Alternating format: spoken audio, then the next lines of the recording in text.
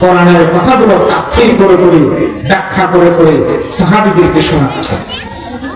ঠিক সেই সময় একজন ছোট্ট বাচ্চা কাঁদতে কাঁদতে মসজিদের ভিতরে প্রবেশ করে। আপনারা কি কথাগুলো শুনতেছেন? মনোযোগ ঠিক আছে? ঠিক আছে? সুবহানাল্লাহ আওয়াজ করতে এসেছে। যদি আওয়াজ ঠিক থাকে আলোচনা করবেন, না হলে বক্তা টেনে তুলে দিবে। আমার দায়িত্ব কাছে তোর কথাই বলে না, ভর্তা মুরগির ডাল বরাবর কথা বলেন, ঠিক না ঠিক? আমার ভাইরা দেখে সুবহানাল্লাহ আওয়াজ ঠিক আছে কিনা?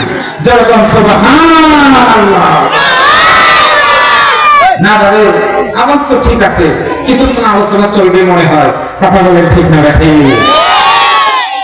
ছোট্ট একটি বাচ্চা সন্তান কাঁদতে কাঁদতে মসজিদে নববীর ভিতরে প্রবেশ করলেন। আল্লাহর নবী ফজরের সালাত আদায় করার পরে সাহাবীদেরকে কোরআন থেকে আলোচনা শোনাচ্ছিলেন। এমন সময় ছোট্ট বাচ্চাটি কাঁদতে কাঁদতে মসজিদের ভিতরে প্রবেশ করলেন। আল্লাহর নবী ডাকতে বললেন, বাবা তুমি কাঁদো কেন? কি তোমার হয়েছে? ছোট্ট সন্তান কাঁদতেছে।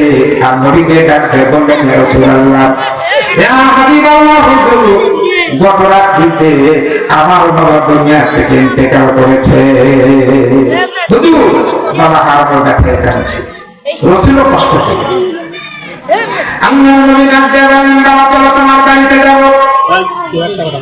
ছোট্ট ছেলেটা ডাকতে বললেন, ইয়া রাসূলুল্লাহ, ইয়া হাবিবাল্লাহ, আমার আব্বা দুনিয়া থেকে ইন্তেকাল করেছেন, কিন্তু ইন্তেকাল করার পূর্বে আমাদেরকে কয়েকটা ওসিয়ত করেছেন। আমার মা আপনার কাছে পাঠিয়েছেন আমার বাবার পক্ষ থেকে কয়েকটা ওসিয়ত।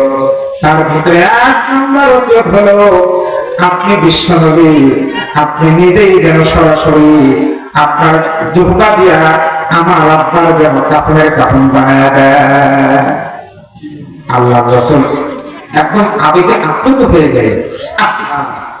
আমার প্রাণপ্রিয় সাহাবী, আমার প্রতি তার কত ভালোবাসা, কত মহব্বত।